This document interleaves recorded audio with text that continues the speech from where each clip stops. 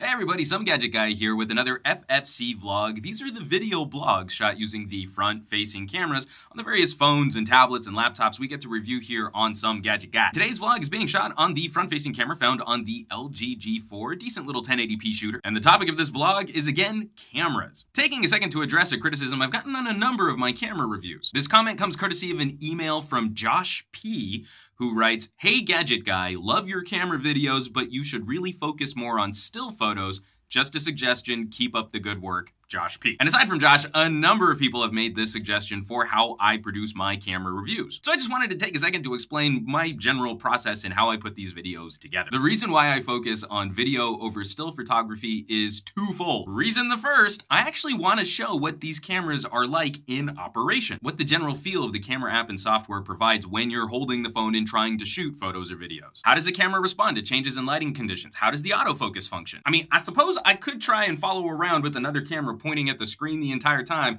but that would also make my ability to compose nice photos and videos substantially more difficult. But what happens when we shoot video? Essentially, what we get is a live view of how the camera is responding in real time, capturing that live view and creating a video file. If there's wonkiness with the white balance or the saturation or the exposure or the autofocus, I can show you that in real time with video, which I can't necessarily do with still photos. Reason number two I prefer video over stills: I don't care about megapixels. One of the most frustrating aspects of looking at camera reviews online, especially for smartphones, is that one of the differentiating factors we seem to get caught up in, we seem to focus on most, is the resolution on the image sensor. After compressing the video to fit either UHD or even just 1080p video, we keep falling for these traps where we have to showcase the clarity or the detail by doing 100% zoom in crops. That's not what I think makes a camera interesting. I just don't care that much about zooming and cropping. I want to focus on overall composition and white balance and color and saturation and bokeh, depth of field. When checking out proper camera reviews, we call that pixel peeping, where we've got to zoom in 100%, look at each of the individual little dots on the screen, and then we can determine whether or not that's a good camera. But I think that tells us very little about how that tool can actually be utilized and whether or not there are any concerns for day-to-day usage. And occasionally, it can be kind of insulting when we focus on things like resolution. We sort of train viewers to always zoom in and see,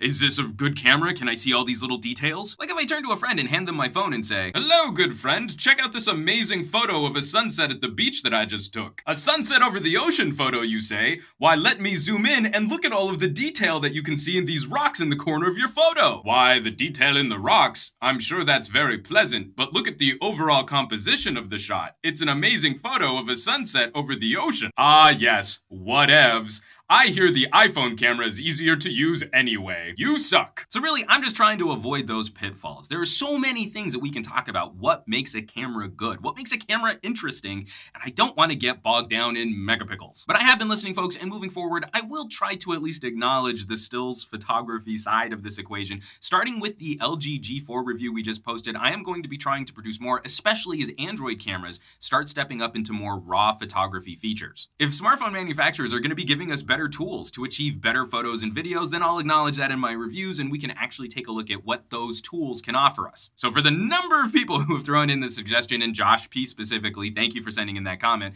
I hope that addresses your concerns. And moving forward, we're going to have an even more expanded, as if my camera reviews weren't crazy long enough anyway, we're going to be getting into even more detail moving forward on these videos. And just a reminder, this FFC vlog was shot using the front-facing camera on the LG G4. We already have a full camera review on the rear camera, and we're going to have camera comparisons between the G4 and the Galaxy S6 and the G4 versus the Nokia Lumia 930/Icon. So be on the lookout for those videos on this channel.